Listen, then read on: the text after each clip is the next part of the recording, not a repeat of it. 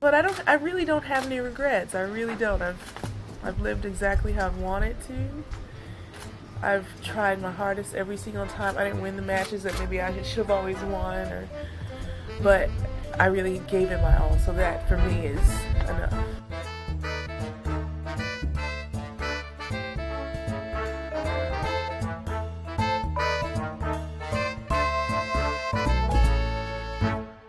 Hello everybody, welcome back to The Body Serve. I'm Jonathan. And I'm James. This episode is brought to you by The Body Serve merch. The debut of our online store. After 6-7 years, we have finally debuted Body Serve branded merchandise for you to purchase. We consulted with some of the leading designers in tennis apparel. It was such hard work behind the scenes with just a gaggle of people putting this together. That's not the case. Right. I think they got that. So we are offering a bunch of swag branded with our traditional logo, which is done by Tom Humberstone. Tom also beefed up our old logo, provided some new art for us to feature on the products, and it's pretty cool for us. This was really your baby. You handled this all yourself. I don't need credit for it, because then when people don't like it, they're coming to me. Oh, that's so cynical. I see what you're doing there. You're trying to say, well, yeah, if y'all don't like it, well, I had nothing to do with it. I was actually trying to recognize... It's all Tom and Jonathan who is responsible. Is that really how you think? Like, because that's deranged. I was actually trying to recognize the hard work you put into this, but... Check out Tom's work. You can go to tomhumberstone.com and see what he's about. Thank you, Tom. We solicited feedback from you, the listeners, on Twitter as to what kinds of stuff you would want to buy with Body Serve logos on it, and we weren't able to satisfy all of those requests, like maybe 50% of them. And there are a couple of reasons why. We do not have the bandwidth nor the resources to be contracting out apparel, all these different kinds of merchandise, have them shipped to our house, and then turn our house into like a, what do you call it, like a shipping unit, you know, like a depot. Yeah, that's the way to maximize profit from doing this kind of thing. We went with the least profitable way to do this, which was to outsource all of the printing, the manufacturing, and the shipping. We end up getting like a small cut of the overall cost of what it is that you purchase. But we felt that the promotional side of it was what was most important to us at this point. Because we will ask that if you have Body Serve t-shirts and merch, that you take them to tennis tournaments, that you wear our insignia or logo with pride. We got it out just in time for the second half of this Pride Month. It's been a pretty flop Pride Month in general because Toronto is still mostly shut down. So this is like some of these small joys we've been able to grab this year. You all wanted visors. We were unable to do that.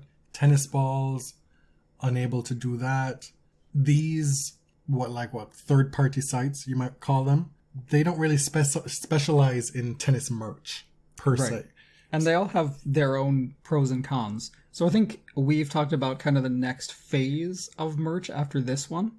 And that might be where we can explore different options for, like, visors, text, you know, popular sayings that people wanted to see on t-shirts and stuff like that.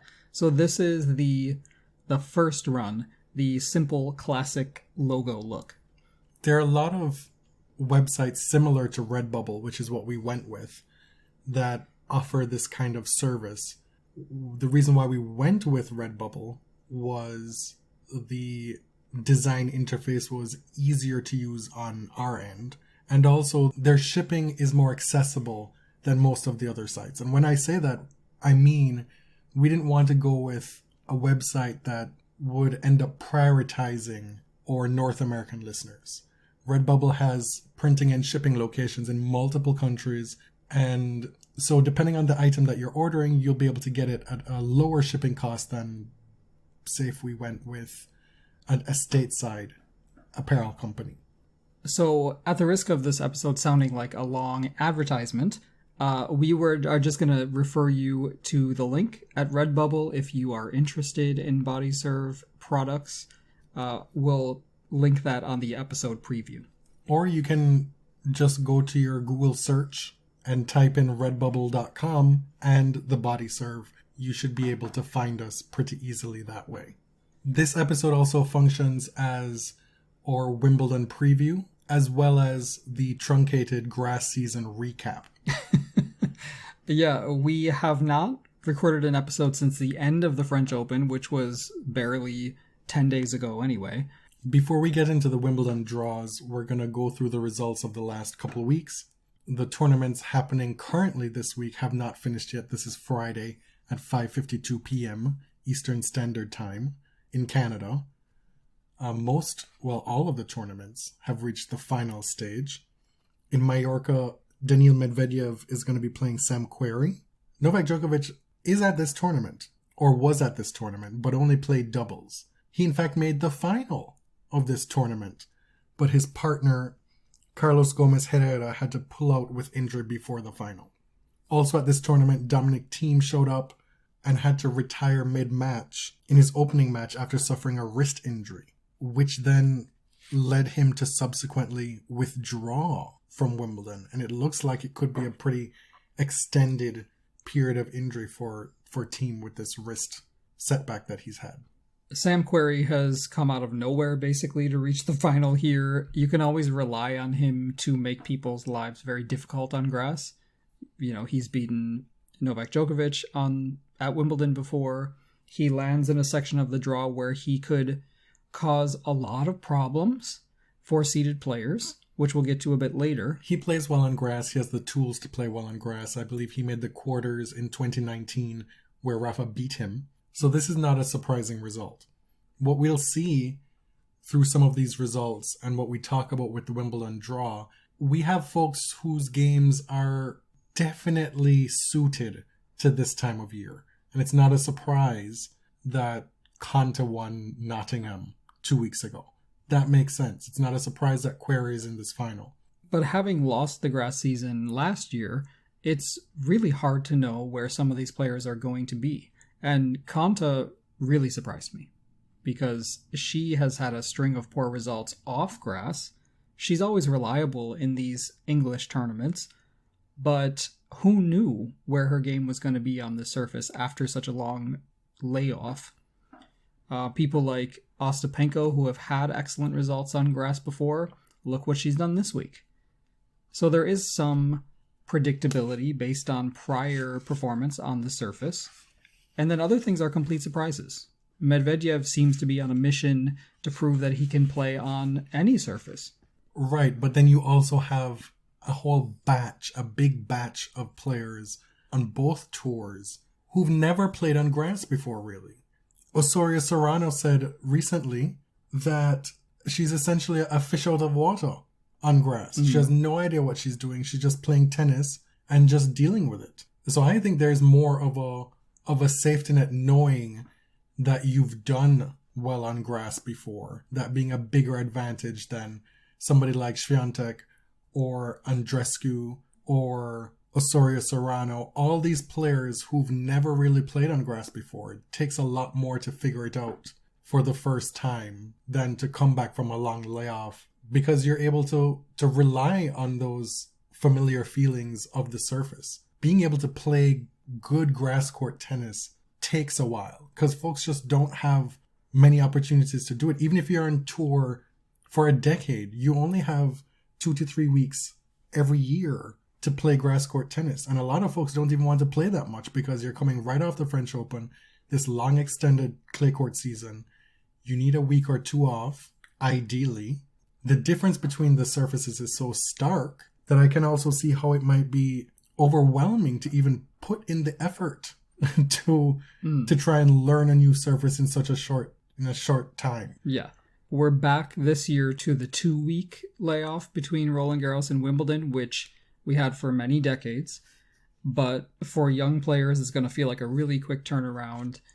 And for a long, long time, it made that Channel Slam such an incredible achievement in tennis because it was such a drastic turnaround. Luckily, there's not a whole lot of travel involved. But you mentioned Świątek.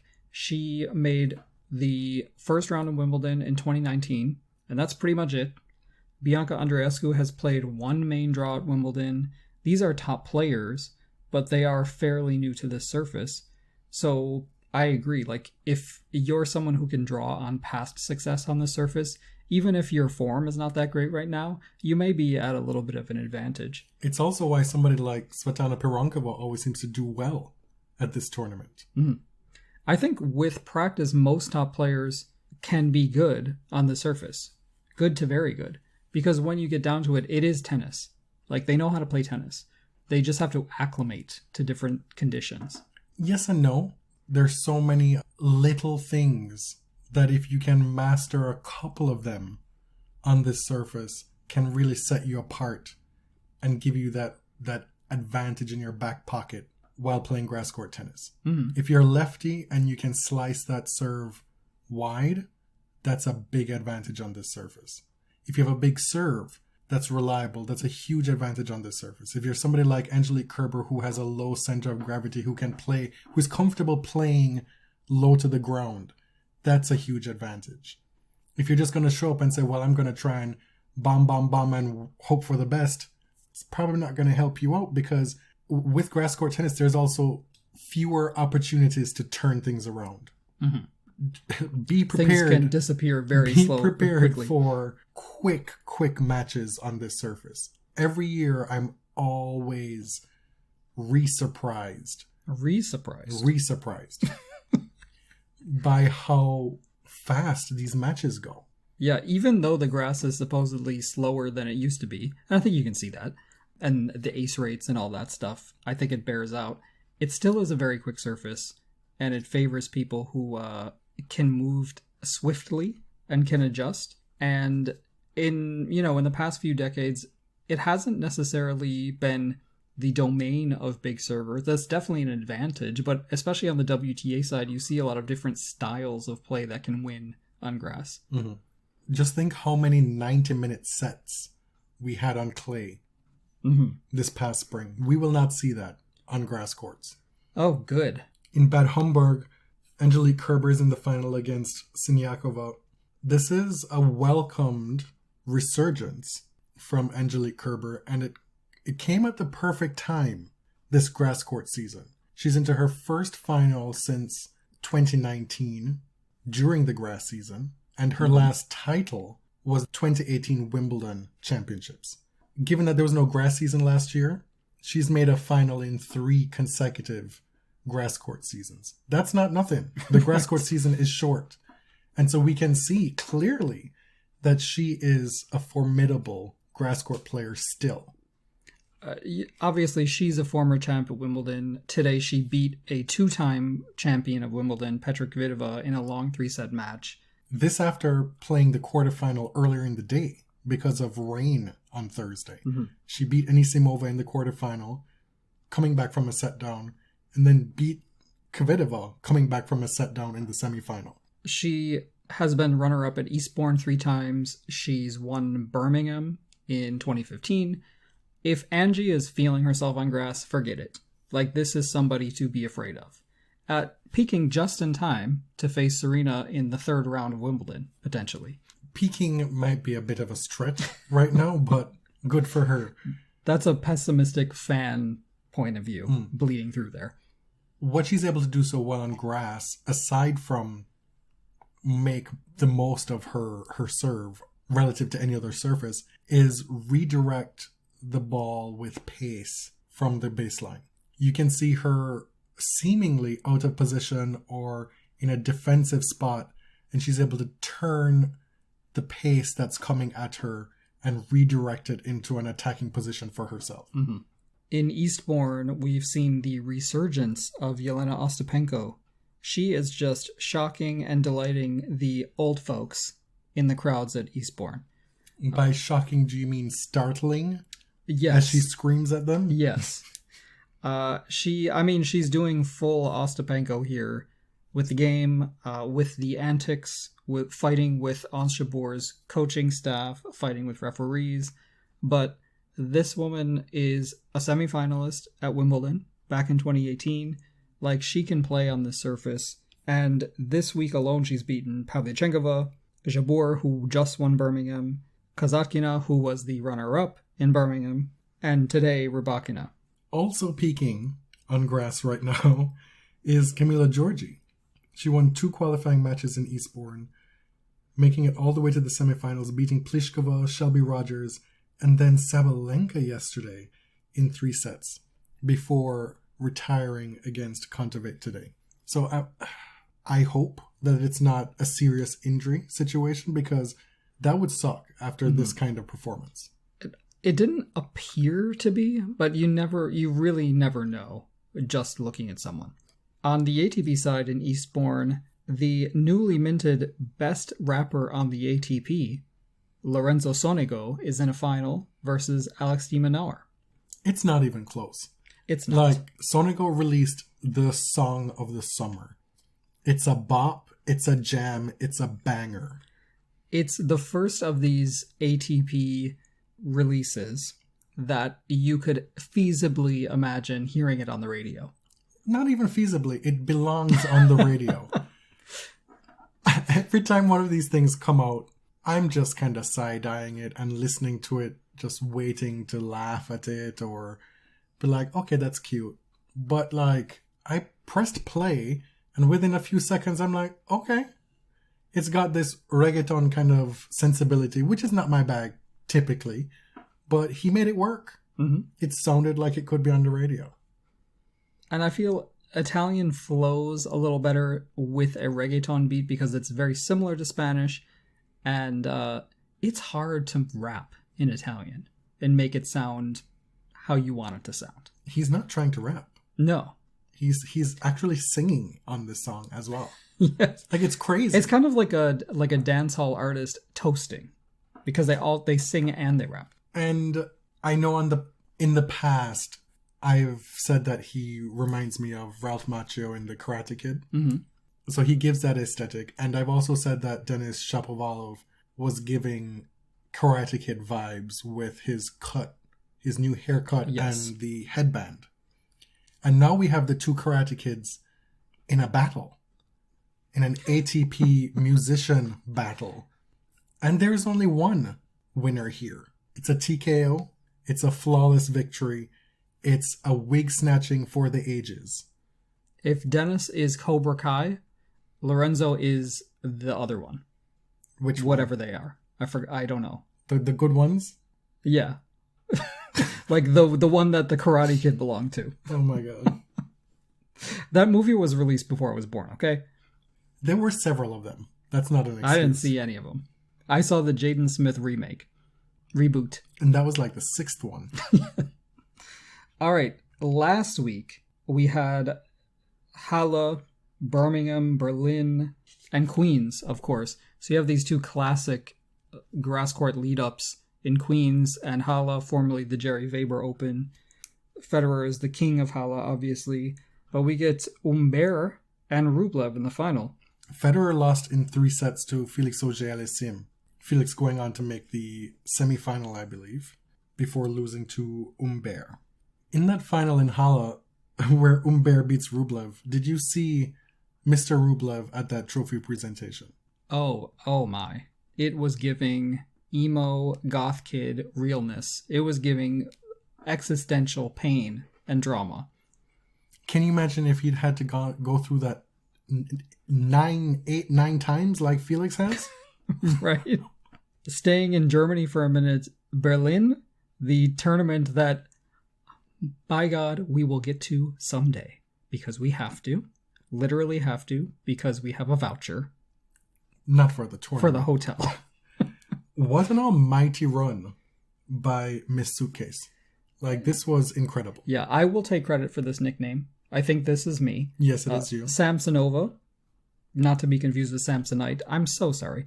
I don't want to take any attention away from her great tennis that week by reaching the final, beating Kanya, who is another player who is resurgent, Vondrousova, Kudermetova, Madison Keys, Vika Azarenka, and Belinda Bencic. Okay, now take a breath.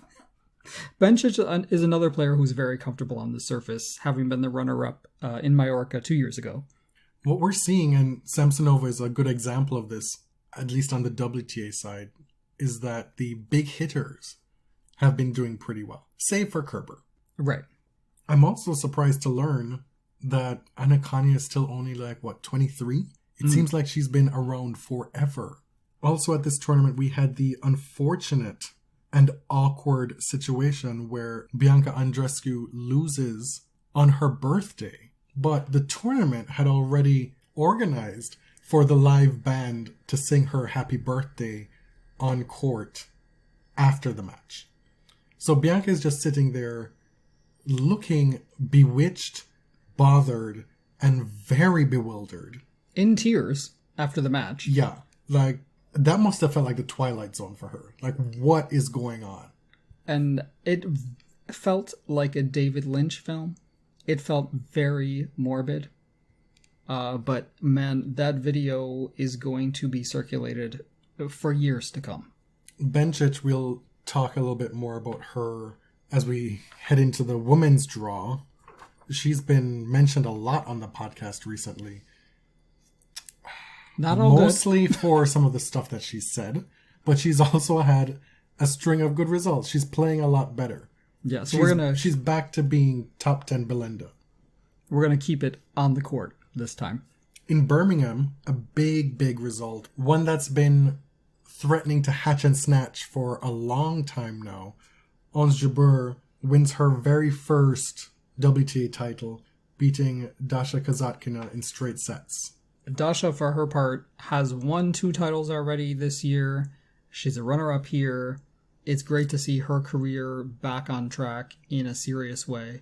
But Ons Jabeur is one of those players who you just kind of assumed had a title to her name. But she's become the first Arab woman to do basically everything in tennis. Well, you may assume that because you've been hearing a lot of her in the last year and a half. And she's been at the back end of a lot of these smaller tournaments, just unable to get the job done. She made the final at Charleston 2 earlier in the spring. Per WTA insider Courtney Nguyen, she's the first Arab woman to win a junior Grand Slam. That was in 2011 at Roland Garros. The first to make a Slam third round, 2017 Roland Garros. First to make a Slam quarterfinal last year at the 2020 Australian Open. And at that time, when the pandemic hit, you were like, I remember us saying, well, this really sucks for her because she has such great momentum. This is somebody who's clearly figured something out and her career is about to take off. And then she has a big time interruption, but she's been able to resume and recapture her momentum post pandemic. And she's also the first Arab woman to be ranked inside the top 70. Currently her highest ever rank at number 24. Guess who's back? Well, I know because it's written. Colleen Coco Vandeweghe is back. And to be fair, she has been back on tour for a little while now. But if you're not a diehard fan of women's tennis, you may not have noticed. She's played a pretty full schedule since March, but her week in Birmingham was really her big breakthrough again, her re-breakthrough. She qualified in Birmingham. She reached the semifinals. I heard this interesting story from Coco that was covered on the Fantastic Tennis podcast, where last summer she was microwaving soup in a bowl, and when she took it out, the bowl exploded in her hand and severed 2 ligaments and a nerve in her hand, which is really scary stuff for anybody who plays a racket sport. Listen, microwaves can be very dangerous. Have you ever tried to cook an egg in a microwave? That stuff is touch and go. I'm telling you, I am shocked. When I heard Coco's story, I'm shocked that I have never done this. Because I have done it all in the kitchen. The Fantastic Tennis podcast that you just mentioned is, like us, a gay-run podcast. So happy Pride Month Happy Pride. to us. The host, John, normally co-hosts with a new fan each episode. And they've gotten amazing guests. A lot of great female tennis players, Marion Bartoli, Coco, Lindsay Davenport, Zena Garrison, like we did. So that was a little sidebar to promote a fellow LGBTQ podcast. But Coco recovered from that pretty devastating hand microwave injury. She's back on tour, and she's been playing, a mix of ITFs, challengers, WTA, but Birmingham was really her big breakthrough, coming back from a pretty wretched past few years dealing with injuries. Mm-hmm. She had that great 2017, and then it's just been a very unkind period to her in her tennis career. Mm-hmm. In Queens, Andy Murray was back. Sir Andrew beat Benoit Paire in his first match, then had the bad luck to play Matteo Berrettini, losing in straight sets. Berrettini, talk about somebody who has really reversed the story on him, right? There were many, many months where folks were disappointed in his trajectory. For a while, it was all you could talk about on the show. But now, he's back. Like, he's making headlines. He somehow has become one of the presumptive favorites at Wimbledon.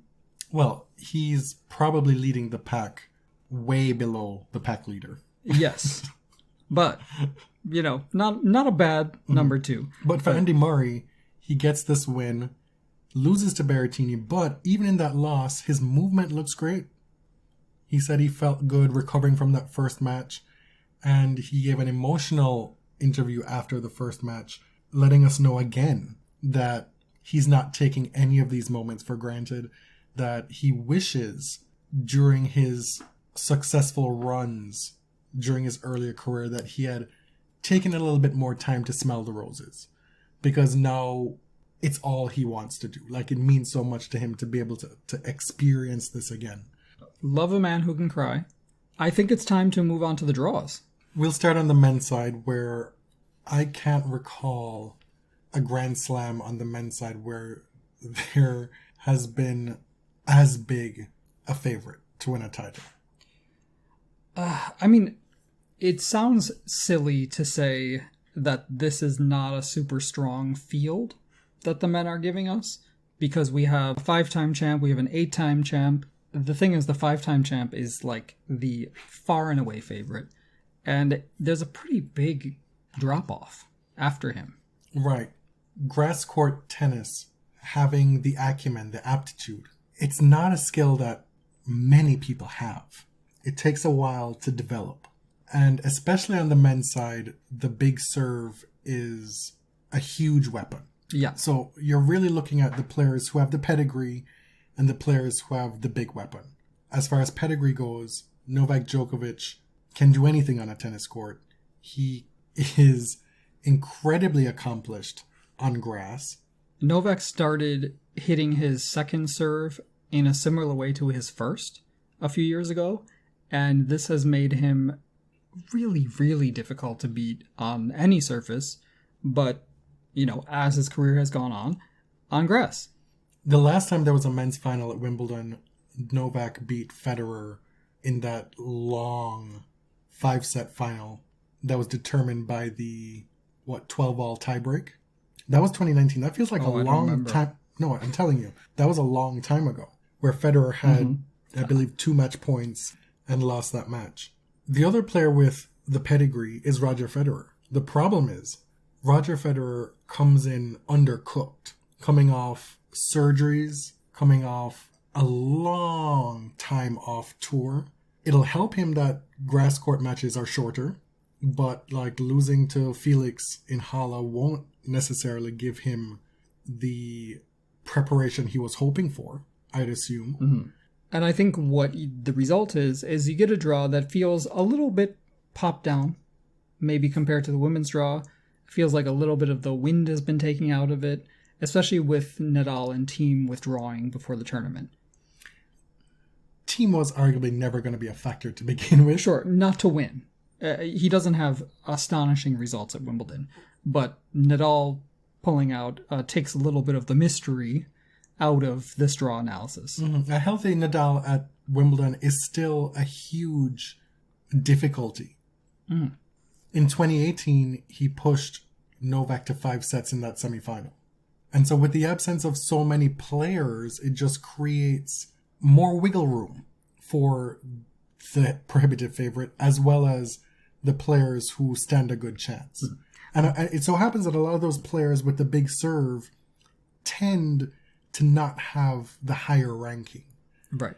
So there's a lot more wiggle room for them in the opening rounds to get to the back end of the tournament than previously. That said, the pressure will be very, very high for Djokovic, which is something he's used to, but we have this extra wrinkle. People are already talking about the potential Golden Slam. So that is something that's going to be weighing on him, in addition to the PTPA stuff that it's blowing up. In addition to tying Nadal and Federer with 20 Grand Slams. Right. Even for someone like Novak, it's got to be a lot. Mm-hmm. He opens against Jack Draper, who's a wild card recipient. Second round, Kevin Anderson, who's still making his way back from injury and has not done anything really this year. A former finalist, a couple of years ago, you'd say like, wow, this is a tough ask for Djokovic. But in the current state of his game, this is not the Kevin Anderson that we know. In the third round, slated to draw 30 seed Davidovich Fokina. At the French Open, he lost meekly. We learned he was injured then. The next time we see him against Vasek Pospisil, he loses the first set and then retires. So he's clearly not right physically. And then in the fourth round, the seed he's slated to meet is Gael Monfils, who struggled mightily. Mm-hmm. The other seeds in there, Christian Garin, who excels more so on clay. And even then struggles at Grand Slams. And so in that round of 16, to get to the quarterfinals, it's, I would say, a wide open plane for Novak Djokovic. Yeah, I think he really couldn't have asked for a better journey to the fourth round. In the quarterfinals, the seed he could face is Andrei Rublev, who was just a runner-up at a grass court tournament last week. There's Yannick Sinner, Diego Schwartzman, Fabio Fognini. But in general, when you think of the people he could have seen, he could have drawn Roger Federer, Berrettini, or his nemesis RBA in the quarterfinals, and he did not. Honestly, I would look to either Fognini or Rublev from that section to get through to the quarterfinals. In the second quarter, that's headlined by Stefanos Tsitsipas and Roberto Bautista Agut. This is infinitely more interesting, this quarter. At the very top, that first round, Tsitsipas versus Francis Tiafoe. Mm-hmm. That is a first round match to watch, because Francis, he tells us he's comfortable on grass, and you never know. You just never know. And Stefanos is coming off a long clay court season, culminating in that French Open final where he went 5 sets. It's not a guarantee that he's able to come back and make a deep run here on grass. Francis just won the Nottingham Challenger during the second week of Roland Garros. He is in form on grass, we know that. It'll still be a very tall order, but it's an interesting matchup. Vasek Pospisil is in there, the co-president of the PTPA. This is also the court of the draw that has Andy Murray. He opens against a seeded player, number 24, Nicolas Basilashvili. We have a very strong rooting interest in this match, needless to say. In Tsitsipas' 8th of the draw, we've also got Alex de Minaur, who is the finalist this week in Eastbourne. He opens against Sebastian Korda. There's Dan Evans, who starts against Feliciano Lopez, who feels very much at home on this surface, but who is also like 37 years old. At least. You're right, at the very least. In this section of the draw, I look to somebody like Riley Opelka, who has that big serve, who has been playing well this year.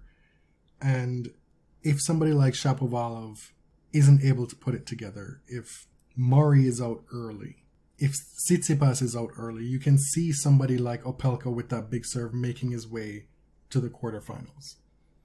It's a tournament where this historically happens. Yeah. Ivanisevic made many Wimbledon finals. I believe it was 4 before he finally won. Kevin Anderson has made the final here. Sam Querrey has made deep runs. Did you mention who Andy was opening against? Yes, Basilashvili. Oh, okay. I just wanted to emphasize how upsetting that is. I even said we have a very strong rooting interest in that match. Sorry, I guess I wasn't listening. RBA is the number 8 seed. He was a semi-finalist in 2019 at Wimbledon. His second round, he could play Kecmanovic, who is not a slouch on the surface. He was the runner-up in Antalya in 2019 on grass. But I think that, that bottom part with Shapovalov, Opelka, RBA, I would kind of expect the big server to come out of that, but you really never know. In the third quarter, that's where the person that everybody is trying to hide from resides, Matteo Berrettini. All of a sudden, seemingly overnight, he has become the second, if not the third favorite to win this tournament as the number 7 seed. Yeah, I think it would be disrespectful to put him ahead of Roger, right? Just because you bet on people who have done it before or know how to do it. But he's in incredible form. And look who he drew, the unseeded Guido Pella, who you may have forgotten was a Wimbledon quarterfinalist the last time this tournament was played. Now, his results of late have not been good. He lost his first 2 rounds on grass this season. But again, it's somebody who feels comfortable on the surface. It's also where John Isner is. Again, the huge serving. Berrettini will be slated to play him in the third round. This is the tournament where Isner has had his best Grand Slam result, making the semifinals in 2018. And playing a match so long that they changed the rules of the sport. He's only made 3 quarterfinals in his career at his very large age of 36. I should know. How large that age is? How large that age is. So on the one hand, the odds of him making another quarterfinal, slim. But if he were to do it, this is where he'd be best suited to do it. Yeah. This is also where Felix Auger-Aliassime is in the draw. He opens against Thiago Monteiro, potentially Jo-Wilfried Tsonga in the second round, should Tsonga get by Michael Emer. Nick Kyrgios reappears in tennis. Nick Kyrgios has played 2 tournaments since the pandemic break. He lost to Dominic Thiem in the Australian Open, as you reminded me. I mean, these things just slip out of my brain lately. But he's back, people are excited, and who does he draw but a very recent champion on grass, Ugo Humbert. In the third round, should he get past Humbert in the first round, he would likely play Felix in the third round. Mm-hmm. Also in that quarter is Z. Yeah, so that guy has been bumped up to a cushy top 4 seed because his friend Dominic Thiem has withdrawn from the tournament. He could play Taylor Fritz in the third round. Taylor is coming back from surgery, I believe. Yeah, he had knee surgery and he's like 10 days later out on the tennis court hitting. So I was like, oh, he may be back for the US Open. And then I look and I see him in this draw. Taylor won his first tournament at Eastbourne in 2019. But it is anyone's guess how he's going to play at this tournament. I think it would be very unlikely that he has a deep run here. Yeah. But, if Felix and that other guy get to the fourth round, I think you have a real match there. And the winner of that would potentially play Berrettini or Casper Ruud. Or don't forget about John Isner. Or John Isner. In the final quarter, that's where the Swiss Mister resides. Roger Federer, the number 6 seed, opening against Adrian Manarino. A tough ask, if you ask me. Yeah. He just made the semifinals in Mallorca. And he likes playing at this tournament. He's reached the fourth round 3 times. Mm-hmm. Should Federer get through that, he has the winner of Richard Gasquet or Yuichi Sugita in the second round, before potentially playing Cam Norrie in the third round.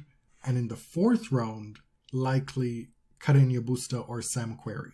So Federer's run, his path is littered with time bombs, mine bombs? Landmines. Mm-hmm. Now, okay, you are correct that by seed, Pablo Carreño Busta would be his fourth round opponent. But did you know that Pablo has never been past the first round at Wimbledon? Okay, but he's coming off of I believe, a quarterfinal at least this week. He's won a couple matches, so that's not nothing. Just saying. But I think we need to look at Sam Querrey is PCB's first round opponent. We know that Sam is in good form.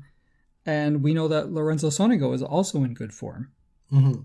Querrey's in the final in Mallorca, and Carreño Busta made the semifinal in Mallorca. And they come back and play first round at Wimbledon. Right. And Sonigo is currently in the final at Eastbourne. This section here has maybe the most options for somebody coming through, I think. Medvedev playing well. Cilic has been playing well again. Bublik is in this section. Musetti, Urkac, Querrey, Sonigo, Nori, Federer. Did you say Grigor? I didn't. Oh. Maybe that's wow. rude. I mean... Fair enough. You know, Medvedev has the, I guess you could say, misfortune of possibly facing Marin Cilic in the third round. Cilic coming off that victory at Stuttgart a few weeks ago. Medvedev has, as I said earlier, seemed to be bent on proving people wrong and maybe proving himself wrong. You know, he hated clay, he couldn't play on clay, and then he did pretty well. On grass, he's, you know, I think he might kind of storm through here with little drama, similarly to how he did in Roland Garros. We shall see. We always enjoy circling first round matches. It's kind of like the first look. That's the first thing we do when looking through a draw. And there are just so many more blockbusters, it seems, in the women's draw. There are so many dangerous floaters who are unseeded. And right at the top of the draw, we have Ash Barty versus Carla Suarez Navarro, who will be playing her final Wimbledon. She just played her final Roland Garros and gave Sloane Stephens a real run for her money. You know, we expect Ash to get through, provided she's healthy. That's a big question mark with her. This match is more about intrigue than really potential upset for me. Right. Ash is rocking this gorgeous design from Fila that is inspired by one of the most legendary tennis dresses worn by Ivan Goolagong. Somebody to look for this tournament, Joe Konta, in that section, opening against Siniakova, who is in the final tomorrow against Angelique Kerber. Kiki Bertens, who announced that this is going to be her final year on tour. This will be her final Wimbledon. She opens against Marta Kostyuk. Tough match for her. You could see Kostyuk really making a run here. If Barty isn't healthy, if Bertens hasn't found form. Krejcikova is in this section as well. She opens against Clara Tauson, who is a big hitter who could find herself at home on a fast surface like this.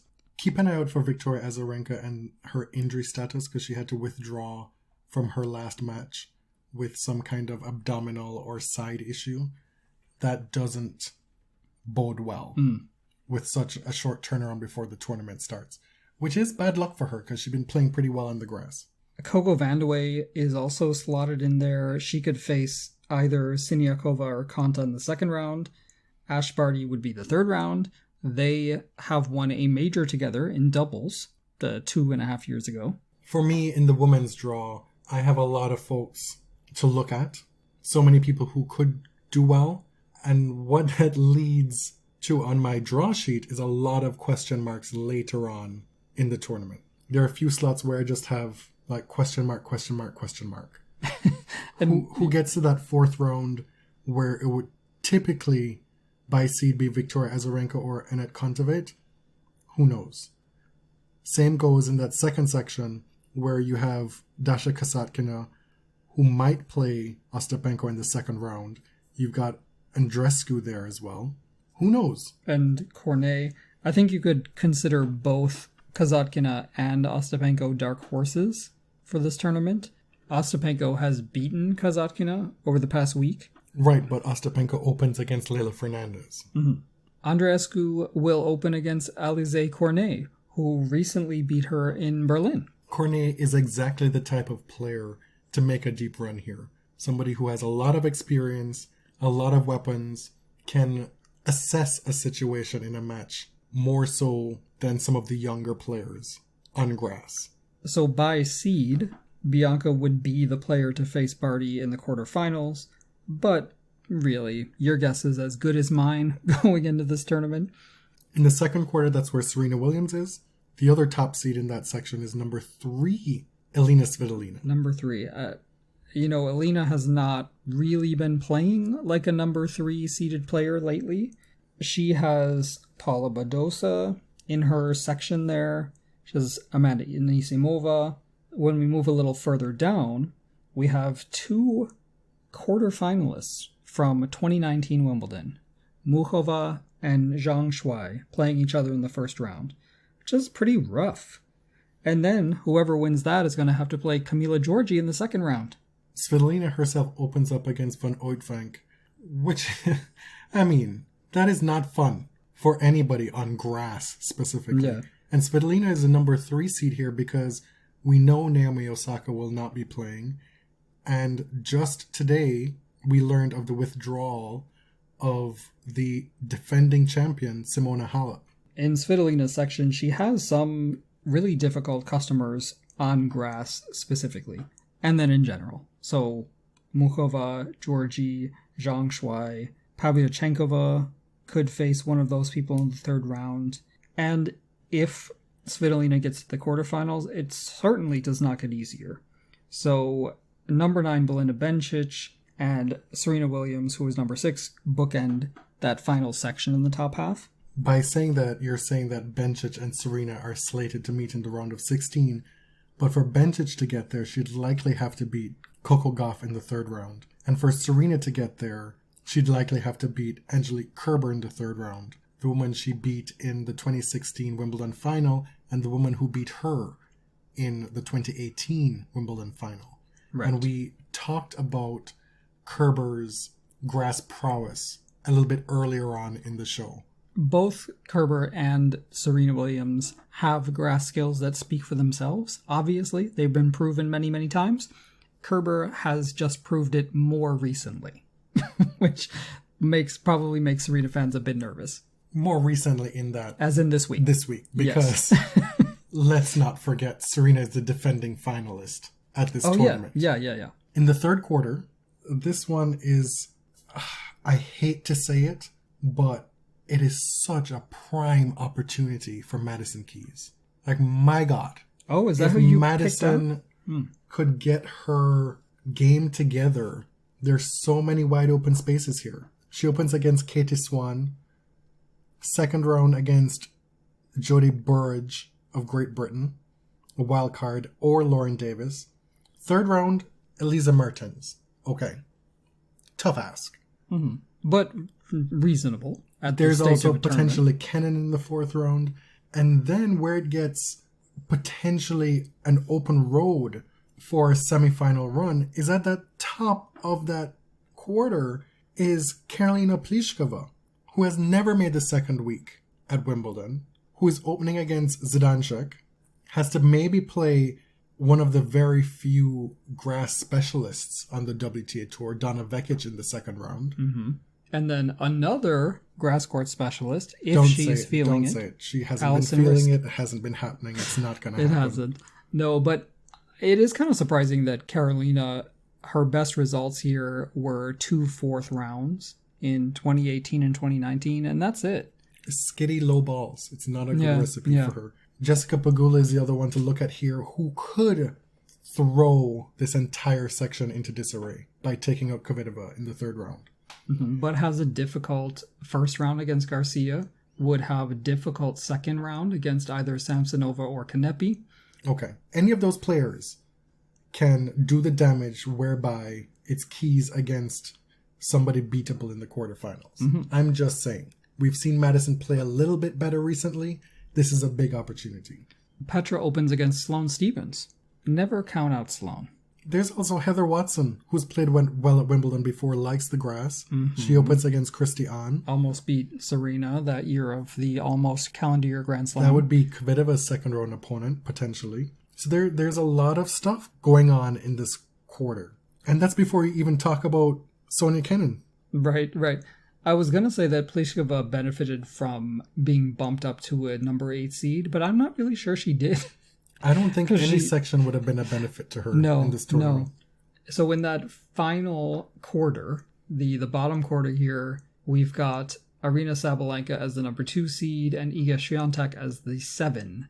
Now, we've said before that Swiatek's experience on grass is minimal because of her age and because of the cancellation last year. Her best result is just a first round, just dipping her toe in the main draw in 2019. And she has not looked great on grass this season in the lead-up tournaments. What we have in this section is a bunch of players who've been some of the best players on tour this year. Swiatek, Jabeur, Muguruza, Sakari, Alexandrova, Rybakina, Sabalenka, all in this final quarter. Who is best recovered from injury? Looking at Muguruza there. Who is best suited to grass? Who can translate their mostly hardcourt prowess to date into grass success? Yeah. I would have put a lot of stock in Rybakina, but it seems that she has actually sustained an injury this week. And so this kind of leads me to Jabeur in this section. And keep an eye out for, I know the last time she played, she had to retire from injury, and that's been an unfortunate recurrence for her in her comeback. But Veres Vanareva is in this quarter as well. Somebody with a lot of experience playing on grass. And somebody for whom the lack of power can be less of a deficiency on this surface. Swiatek opens against Xie Sue. That is a recipe for disaster. Xie is a doubles champion at Wimbledon, I believe. This is the tournament where Xie gave us that legendary quip. I'm not worried about it. That's enough draw talk. We have some et ceteras to get to, and we get to talk about one of your favorite things on earth. Yes, anti-doping. More specifically. Doping. More specifically. Yastremska. Yes. Got it. Yastremska is winning, okay? Her sexcuse worked. Am I the first person to say that? Joy comes in the morning. Somebody Maybe, came. literally. Yastremska won her appeal. The independent tribunal of the tennis anti-doping program. You got all that? The tribunal concluded that although Yastremska did commit a violation, she bears, quote, no fault or negligence, and therefore there's no period of ineligibility, and she is free to compete. She had claimed that Mesterolone entered her body through sexual intercourse with an ex-partner. That is a direct quote from Ms. Yastremska, lest you think we're making it up. Kids at home, wrap it up. That's one of the lessons to be learned from this whole saga. As if you needed one more reason. Now you have secondhand steroid exposure, sexually transmitted steroids. Shall I go on? I do love that she was willing to lay it all on the line and be very honest about what's going on to get her name cleared. And not only did she say that privately, behind closed doors at the tribunal, she shared all of that with us in the press and on social media. Two things. This is not slut-shaming. Have all the sex you want. Have definitely. all of it with as many people as you want. Just be safe about it. And then two, she told us she was going to be innocent, and she was proven to be quote-unquote innocent. Credit where it's due. Proven to be exonerated. Well, this is the thing, right? With anti-doping, they still maintain that she is guilty of committing an offense under Article 2.1, which is the one that explains banned substances. This is under the WADA anti-doping protocol. You can read it online for free if you're interested. So she did commit an offense, so it does count as one. Like going forward, if she commits another offense, it's not going to be expunged from her record. It's still there, but they Like ruled... if she eats a contaminated half-moon cookie? Exactly. The thing is, with this decision, is that it came out just a little bit too late for her to enter into Wimbledon. It came out the day after Wimbledon had wrapped up its entry list. Well, the way she tells it, it's as if Wimbledon knew this was coming, and they were like, I'm pulling you before you get the chance to show up with your mess. Miss Diana always has a colorful way of telling stories, but she said... She has a beautiful signature, though. I love it. She's famous. It's called an autograph, not a signature. She said on social media that Wimbledon withdrew her entry from the tournament just hours before the decision was issued. That makes it sound like there was malicious intent. We don't know what happened, but I think it was just a case of bad timing. Talking about timing, the PTPA has resurfaced. And why I find the timing of that a little bit strange is not that they've wheeled and come again. It's why they haven't wheeled and come again sooner. It seems that one of the big pushes with this reemergence of PTPA is to thwart this vote that's happening at Wimbledon by the ATP to secure this 30-year deal, right? They've made the PTPA is making this big push to say delay the vote, #delay the vote. This is the reason, delay the vote. This is happening maximum 5 days out from the start of the tournament. If this is such a huge thing imperiling the future of tennis for 30 years, what took so long? Okay, let's start at the beginning. So the PTPA came out this week, and it turns out they have been doing quite a lot of work in the background when many people in tennis are wondering, like, what's going on. They were hiring an executive director, an advisory board. They were securing legal counsel. They announced this week that they have appointed an executive director, who is Adam Larry. He was actually the associate counsel at the NHLPA, the NHL Players Union. For over 10 years, he worked there. They've got a director of communications who's from a big LA PR firm. They've got a full advisory board, including a billionaire tennis fanatic named Bill Ackman. I wasn't familiar with Mr. Ackman, but Laura Wagner's piece in The Defector has a number of delightful anecdotes about the gentleman. Katerina Pietlovich, who is also on the advisory board, is a sports law and policy professor. So they have done some homework. They've also gotten men and women to comprise this advisory board. Yes. They held a press conference today, actually, and said that WTA players are involved and that the board will be equally represented by men and women. Meanwhile, I'm not seeing any WTA players tweet about this. I'm seeing ATP players tweet about this. All I'm hearing is what amounts to lip service. That's how I receive it. Because I haven't seen anything specific in writing, nor have I heard from WTA players that they're specifically involved in this. So far, the language has been mostly aimed at the ATP. This particular news cycle is about, like you said, the ATP's proposed 30-year plan that Gaudenzi has been working on, that he's trying to get voted on this week at Wimbledon when all the players are together. The PTPA maintains that the players have not been able to review the 30-year plan in a transparent way, that they still have a lot of questions, and it's simply too soon to vote on it. So most of the public discourse from PTPA is aimed at the ATP. So we don't know what their relationship with the WTA is. I'm saying that's a failing on their part. Yes, I'm just... Listen, if you are trying to assess the merits of the PTPA, of their movement, of whether it's necessary, you're going to bring your own biases to the table as to what makes it viable, as to what you're looking to see come out of it, right? For me, I'm looking at an organization that's labeled itself as the Professional Tennis Players Association. You've taken tennis without any qualifier. So that means to me that you're going to be responsible or held responsible for charting a path forward for men and women. It's going to be an umbrella event. And remember, that was unclear, very unclear at the very start.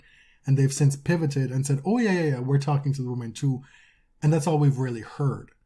I still want to see something concrete about that going forward, and that it's not just, well, we're carrying them along too in whatever way that we can to assuage you Twitter warriors, podcast warriors, people who want to make a mountain out of a molehill for gender equality.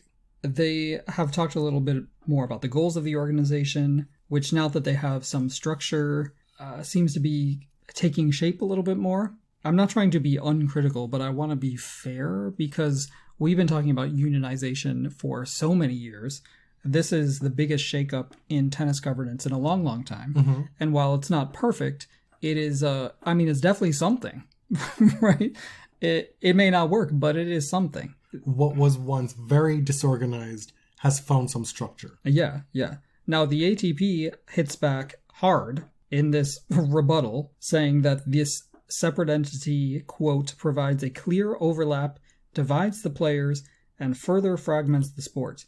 This is classic union-busting language. Textbook. The Players Association is not a union, but of course, the ATP or any company could always choose to recognize an association as the voice of the players.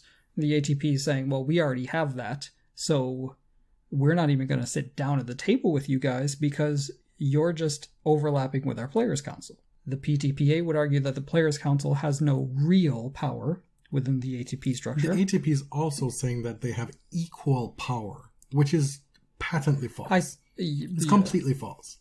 So we've always told you that Djokovic, Pospisil, this movement, the PTPA, is with merit. Tennis is in need of restructuring, of players having a bigger say in their livelihoods and their futures. It doesn't mean that the movement doesn't get treated with a critical approach. Yeah.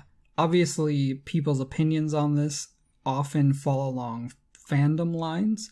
And honestly, even ours probably color the way that we look at it. I'm not saying we're outside of that, but it is annoying that every time you tweet anything about the PTPA, you get an entire army. Right. But like the Federer-Nadal response has been trash as well. Yeah. It's been towing the company line. Like that's not what's needed here. I think we'll have a lot more stuff to say the next time we record. Like I think we'll have a lot more news to share.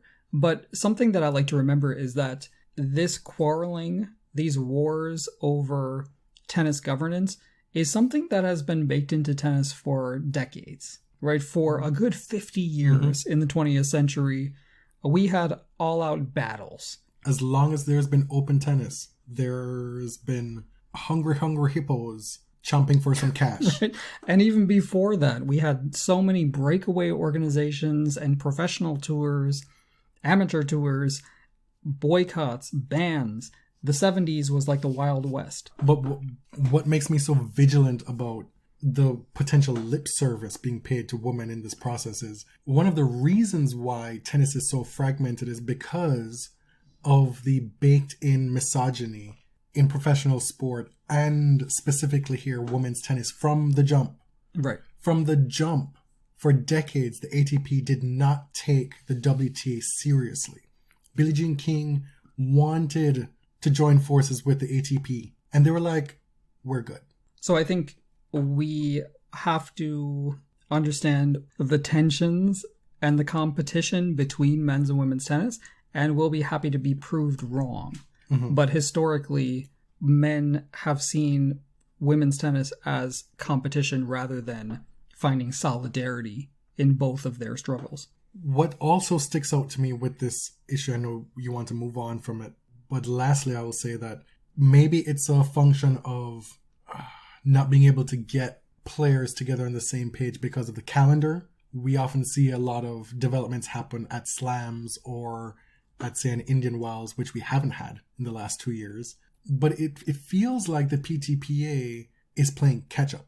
From the start, from the debut at the US Open last year, the ATP has the advantage of controlling the narrative against an organization that seems to be disorganized. And so this organization, this recent debut of an advisory board, of a chief executive, having a structure in place is a very important first step to then be taken seriously by the ATP. Because up until now, the ATP has been able to brush them aside and not open the door to that conference room because they didn't have to.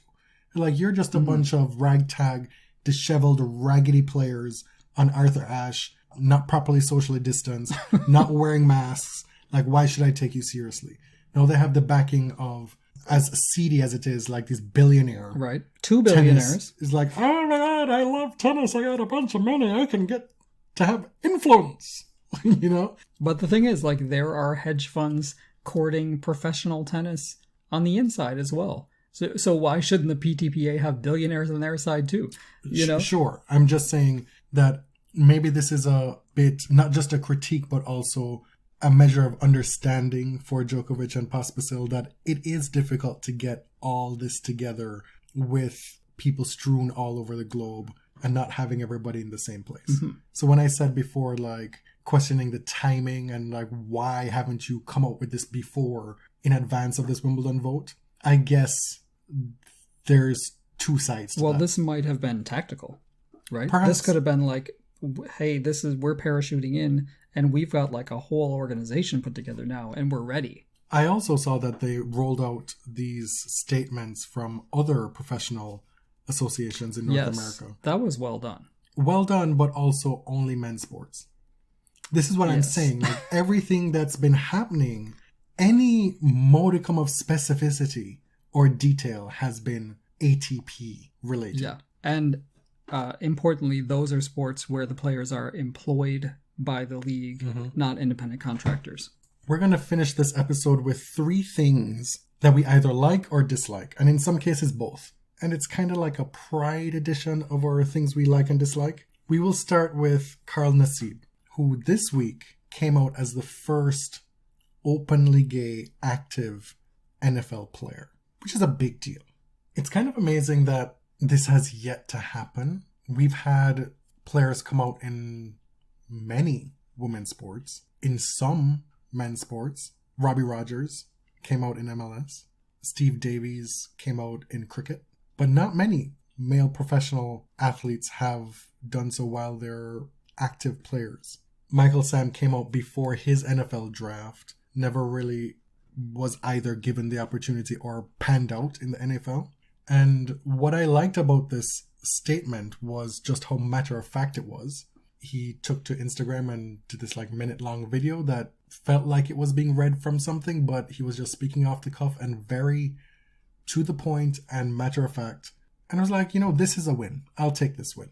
He's partnered with the Trevor Project and has pledged a bunch of money to it. The NFL matched his donation, which is awesome. $100,000. It's an amazing organization which recognizes the struggles that LGBTQ youth go through. Some people apparently uncovered that he is or was a registered Republican voter, which is just like, okay, can we have something nice, please? You just can never have something good that's unmitigated, right? Yeah. Apparently he was registered as a Republican as late as 2019. Mm-hmm. Now, to be fair, you're not obligated to vote with the party that you're registered for. And maybe it was like, oh, my parents were, so I just registered that way, He certainly had friends who were, because he was posting up in pictures with friends with Trump t-shirts. Oh, Lord. Oh, my God. Could not be me. And for folks who are like, well, y'all are doing the most. That's just speculative, blah, blah, blah. I'm here to tell you, I do not need a white, gay Trump supporter. I rebuke it wholeheartedly. And I don't give a flying fuck about it. We are in a day and age where if you are on the come up, like, you need to have your socials checked, because Miss Sha'Carri Richardson, she experienced this as well this week, winning the US national championships and then having a bunch of tweets come out where she's playing very fast and loose with some tangentially, if not explicitly, homophobic stuff. No, it is explicitly homophobic. Mind you, that was before she herself seems to have come out as a lesbian. Mm. This was 2 years ago. She managed to compare supporting Chris Brown to supporting Lil Nas X, saying that some of you hate on Chris Brown, but you are fans of Lil Nas X, which was crazy to her at the time. Connecting those dots takes like a lot of leaps. She is very vocal politically. Like, if you go through her Twitter, she tweets a lot. You're bound to make a few missteps. That was a really bad one. We always support Team Jamaica in this house, so I'm not really concerned about it, because we weren't going to be supporting her anyway. Not because of her personally, but because the GOAT, Shelly-Ann Fraser-Price, and Elaine Thompson will be competing in the same race. And if she somehow is able to overcome these two greats, she still has to get through Dina Asher-Smith, Blessing Oyagbari, Natasha Morrison, Talu from Ivory Coast. And that's just, along with Richardson, those are just 8 women who could make the final. There are literally handfuls of women who have run sub 11 seconds. That doesn't even take into account any of the other 3 Jamaican women who've run under 11 seconds, or national junior record holder, or junior world record holder at this point. I get the enthusiasm, and as a Jamaican track fan, I've lived through this before. The only 2 who've ever really stuck in the last 25 years are Marion Jones. We know how that turned out. And previous second fastest woman in the world, Carmelita Jetto. And even then, Jetta didn't really live up to her promise on the international Olympic stage. I don't want to underestimate Miss Sha'Carri here because she has incredible times, but Shelly-Ann has the fastest time of the year, a Jamaican record, her own personal record. The only person who's ever run faster than her in the history of the sport is Miss Florence Griffith Joyner. And that was significantly faster than everybody who's ever lived, you know. You need not go any further. Exactly. There are some lessons here to be learned, I guess. What are they? Don't run your mouth against Jamaicans. Delete your tweets. Because Jamaicans have very long memories. We're elephants when it comes to this stuff. So if you feel you're out here going to be running your mouth against Shelly, it's too early to get cocky because, you know, this race has not happened yet. Shelly hasn't even decided what color hair she's wearing for that fight. She's currently in the semifinals of the Jamaican National Championships. That's happening this weekend. I will just say, Jamaicans will never let you hear the end of it if you're wrong. Well, and finally we wanted to close with a little bit of a discussion on Love Victor. Yeah, we blew through the second season of Love Victor in 2 days, 2 weeks ago, and I found it much more interesting than the first season. Mm-hmm. They obviously have way more time than the movie Love, Simon. Yeah, they're clearly making the effort to move it to a more adult setting. Oh, yeah. Move it to a more adult place where they're able to tackle things more explicitly. Yeah, so there was, I mean, what you're saying, there was more sex. Definitely. Not just that. I mean, dealing with topical, important stuff as well. Mm-hmm. They did a lot of decentralizing white characters. Yeah. And whiteness on the show. So the movie that inspired the series is a white, middle-class, cis gay man. And in Love, Victor, the series, you know, we have a young Latino gay, a high school student. And the first season was very much like the movie. But the second season, we're past the coming out phase. We're seeing his family, and especially his mom, reckon with what it means to have a gay son. As a Latino. Mm-hmm. And we get to see Victor and another character of color sort of reckon with what it's like to date gay white men. Mm-hmm. Yes. Right? White men who might be sticking up for you, but don't really try to understand where your family's coming from. It seems that we just appreciate it for different reasons than other people or other generations might. Where it was like, I'm shipping this as opposed to why is that happening? You know what I mean? It's like... I mean, we are in our 30s. We're not really shipping like teen shows. We're also not the target audience, clearly. No. I do think the target audience is still straight girls. I mean, they cast all straight people. Yeah. Which is pretty shocking. I mean... We had The Advocate. In this economy? The front page, the cover of The Advocate be Benji and Victor. 2 straight men talking about Love Victor. Right. And they also centered Benji in that photo. Do you remember that? Oh, yes. Victor was hanging off of Benji's shoulder. Benji is trash. Benji needs to be kicked to the curb. He needs to no longer be on the show. Mm-hmm. But it seems the fans still prefer him. It seems that young girls prefer him. But, you know, this is like the RuPaul's Drag Race fandom effect. You see very disturbing trends within fandoms of queer media, favoring characters who skew closer to gender norms, even within queer spaces. Like, this happens. We are so used to this. But outside of the stuff that's happening around the text, I felt like the show itself got better and got a little more daring and at least a little more willing to dig into issues that are not front and center for a lot of their white audiences. Mm-hmm. But those audiences still, by and large, push those aside and say, but Benji's so cute. Right, but I'm saying the text itself. Okay, gotcha. I was at the beach this past week, and beaches in Toronto, let me tell you, there's few things white people love more than bonfires. Like, it's crazy to me. Like, it could still be 70 degrees, but as soon as nighttime comes, we gotta have a fire. And without fail, the years that I've been going, every time dusk happens, white people are out here getting branches and starting fires, blah, blah, blah. And without fail, there's like police patrol telling people, "You listen, this is not on. This is against the rules." So I'm on the beach, it's getting dark, and I just look to my left and I see police coming. And my very first impulse is, what am I doing wrong? What do I gotta hide? Da, da, da, da, da. It's immediately on the back foot, right? And I'm no criminal, to be clear. It doesn't matter. But then to the right of me is this gaggle of young white women, all of them white, who see the police approaching, and they're laughing. And then the policemen come over and they're like, "Sorry, ladies, I really hate to do this, but..." And then they're like, "Yeah, we know, but we just spent half an hour getting the fire going, da-da-da." And I was like raging inside. And all I could hear, I don't know what the woman said, but all I could hear was the cops saying, "Oh, we can't, we've got our cameras on." So I don't know if they were being offered to sit and have a drink with them around the fire, blah, blah, blah. It was a big old laugh fest. Mind you, this beach is a historically gay space.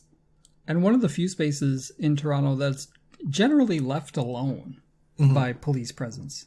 What infuriated me about that experience, aside from the fact that these women did not for a moment consider that what they were doing wrong, which they knew they were doing wrong, was something that they should be fearful of with the police approaching them. It's like, that wasn't even a consideration. It was also the fact that I guarantee you, if you ask any of these women if they are allies, they would absolutely say yes. Oh, I'm sure all of them were. Absolutely.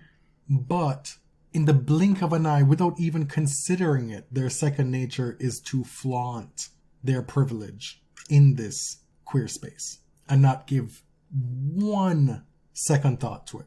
Yeah, I mean, as a queer person, I've never felt particularly comfortable with the police when, by looks alone, my whiteness offers me some measure of protection. Just the sight of seeing people like kiki with the cops and try to sort of wiggle out of things that are clearly against the law is a level of confidence that I certainly have never known and probably never will. It was very much, I'm going to use my feminine wiles against these straight men. These straight cops, you know? And they were both happy to play the part. I just think about how that would have been different. It may still have been a pleasant interaction, and the history of me being on the beach tells me that it would have been a pleasant interaction if it were a group of men. But, like, not to that degree, and how less pleasant would it have been had it been a group of black men? Do you know what I mean? That's the level of unawareness that really got to me. So on that very dour pride note... This was our merch promo, Wimbledon preview, Pride episode. I think we managed to squeeze everything in. Thank you for listening. I'm James. I'm at ElliotJMR on Twitter. 2 L's, 2 T's. I'm Jonathan at tennis_John. We are the Body Serve on Instagram and Twitter. If you enjoy the show, please leave us a review. If you do not enjoy the show, please do not leave us a review. Because, or at least consider your precitude before you do. Body Serve merch. Go to redbubble.com, search the Body Serve, or click in the link that'll be attached to this episode. Thanks for listening. Till next time. Thank you. Thank you very much.